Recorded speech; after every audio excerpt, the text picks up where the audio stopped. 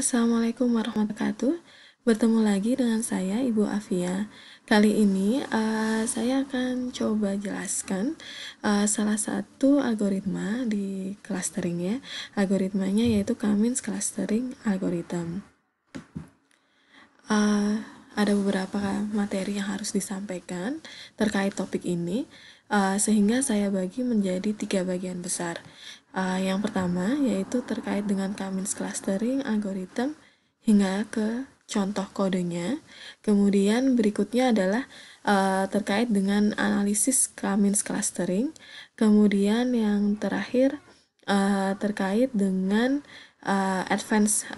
penjelasan advance hingga ke contoh aplikasi dan assignment yang perlu Anda lakukan sehingga Anda dapat dikatakan menguasai topik kali ini. Ya, kita masuk ke Cummins clustering.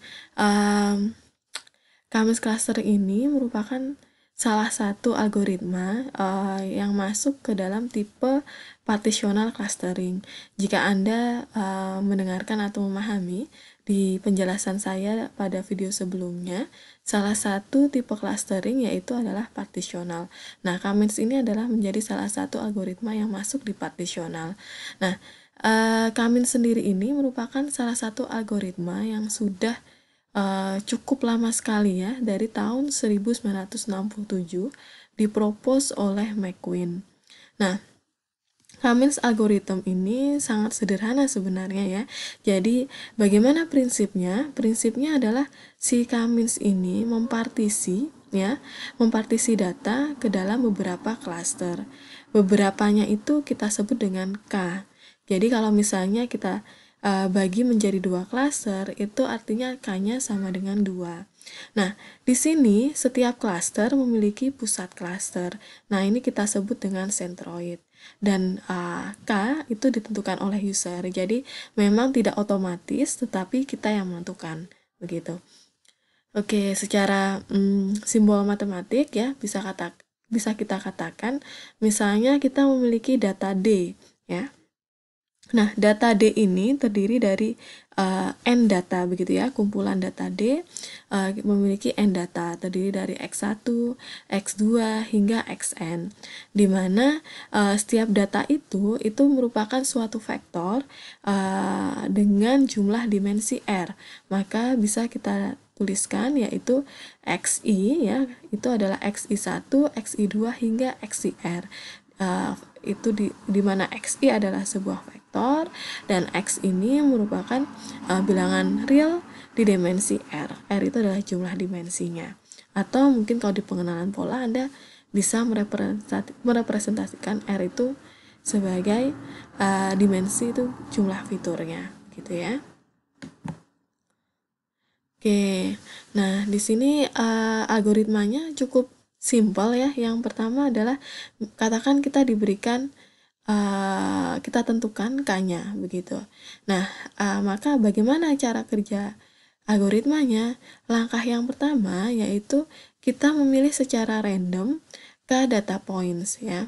Jadi kita pilih secara random sejumlah K data, kemudian kita jadikan itu sebagai inisial centroid begitu atau pusat klaster awal ya.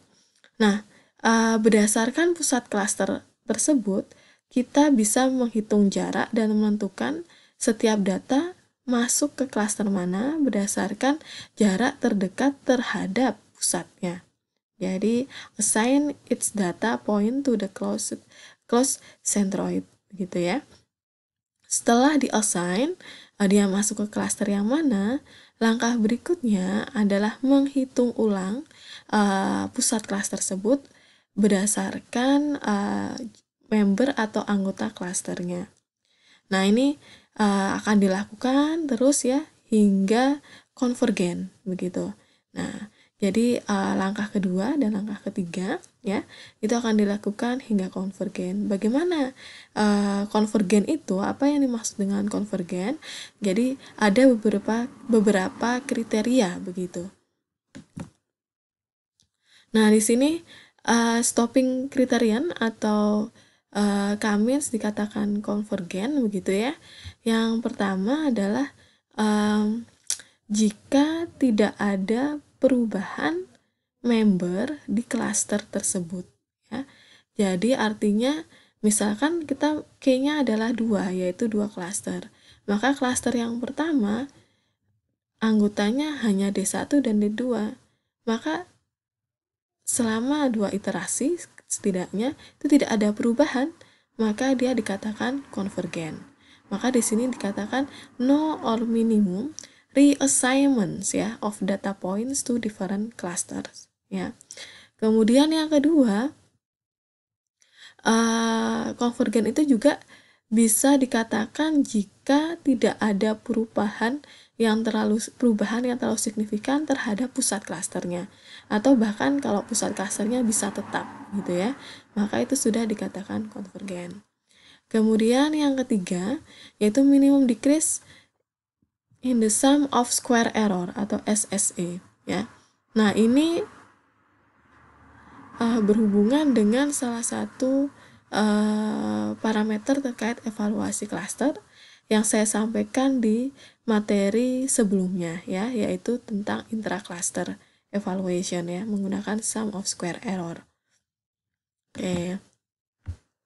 Nah, sum of square error itu sendiri ya, formulanya ya sebenarnya adalah jumlah total jarak begitu ya, jumlah total distance atau jarak antara anggota klaster terhadap pusat klasternya begitu. Jadi jarak ya antara setiap anggota klaster terhadap pusat klasternya. Ini di total seluruhnya. Nah, kemudian di square. Nah, distance ini biasanya menggunakan Euclidean distance ya. Nah, kalau misalnya tidak ada perubahan yang terlalu signifikan terhadap nilai SSE-nya ya, jadi memang jarak antara anggota dengan pusat klasternya itu tidak ada perubahan signifikan, maka dia dikatakan dapat dikatakan ya sudah konvergen gitu. Oke, nah ini contoh kalkulasinya begitu ya. Kalkulasi dari K-means clustering. Jadi ini adalah iterasi yang pertama ya. Jadi katakan saya punya 5 data, yaitu D1 sampai dengan D5. Kemudian data ini direpresentasikan dalam 2 dimensi atau memiliki 2 fitur, yaitu X1 dan X2 ya. Jadi contohnya misalnya data pertama dia X1-nya 2, kemudian X2-nya 0. Jadi ada 2 fitur di sini. Kemudian kita tentukan misalnya K-nya adalah 2. Ini artinya apa K-nya 2? K2 ini berarti jumlah klasternya sama dengan 2. Nah, langkah yang pertama di algoritma clustering, K-means clustering ini adalah melakukan initial centroid, penentuan initial centroid dengan cara kita randomly pick dari data tersebut as a centroid.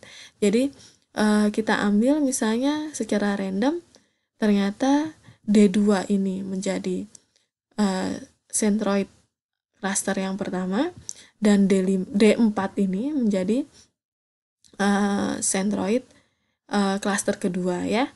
Sehingga di sini kita punya 2 cluster karena sesuai dengan jumlah K-nya yaitu 2 dan 2 pusat yang secara random diambil. Setelah itu langkah berikutnya adalah menghitung jarak antara data terhadap pusat klasternya, begitu ya. Tujuannya apa? Untuk mengassign data tersebut masuk di klaster mana. Nah, di sini kita bisa lihat, kita coba hitung D1 terhadap pusat klaster pertama, yaitu yang warna kuning, pusat klasternya adalah D2, dan jarak antara D1 terhadap pusat klaster yang kedua, yaitu D4 ya.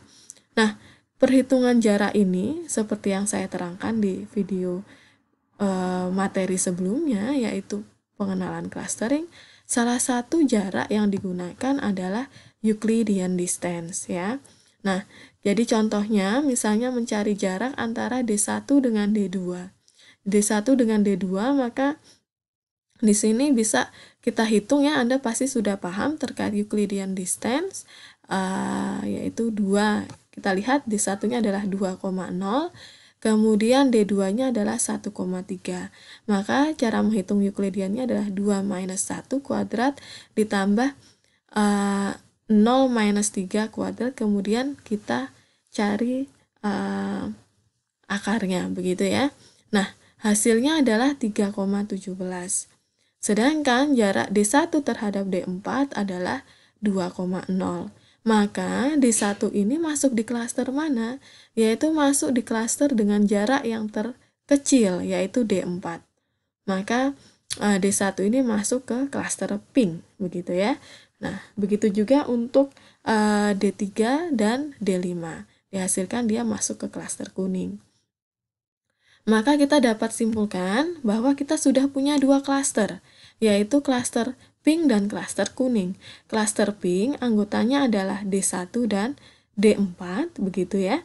Kemudian klaster kuning itu adalah anggotanya, gitu ya. Anggotanya adalah D2, D3, dan D5. Langkah selanjutnya untuk kita di iterasi pertama yang terakhir, yaitu menghitung sentroid baru untuk setiap klasternya ya. Jadi untuk klaster yang pertama, klaster yang pink, kita coba hitung ya. Dia dapat bagaimana cara menghitungnya, yaitu dengan namanya saja sudah K-means clustering ya, atau K-means clustering.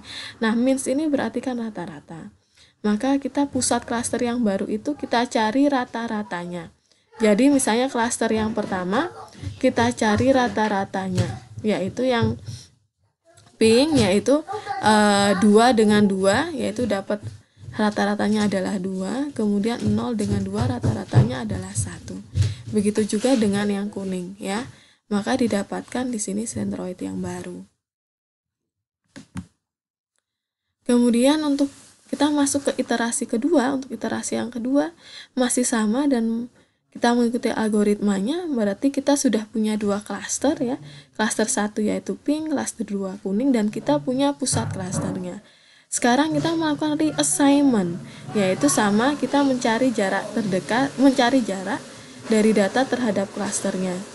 Kemudian kita pilih mana yang paling terdekat dan menentukan klaster tersebut. Maka didapatkan ya bahwa yang berwarna pink itu sekarang berubah ya, jadi D1, D2, dan D4.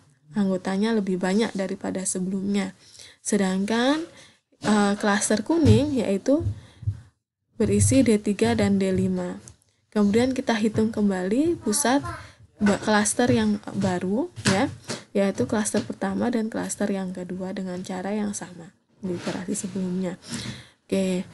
Nah, inilah output untuk iterasi yang kedua. Kemudian pertanyaan berikutnya, apakah ini sudah konvergen? Kita bisa lihat ya, untuk kriteria yang pertama adalah apakah jumlah klasternya tetap, yaitu perbedaan klasternya, apakah member anggota klasternya apakah tetap antara iterasi 1 dan iterasi kedua. Ternyata tidak ya, jadi ada perbedaan ya. Ada satu klaster ya, satu data yang pindah. Kemudian apakah sentroid barunya, pusat klasternya ini apakah sama? Juga tidak ya. Jadi memang untuk kriteria 1 dan 2 masih belum memenuhi, dan kriteria 3 secara intuitif juga tidak. Maka ini untuk mencapai konvergen perlu dilakukan iterasi berikutnya, gitu ya. Oke, saya cukupkan kita untuk part pertama, yaitu hingga menghitung cara perhitungan di K-means clustering. Selanjutnya nanti akan saya jelaskan terkait kode dan analisis algoritmanya.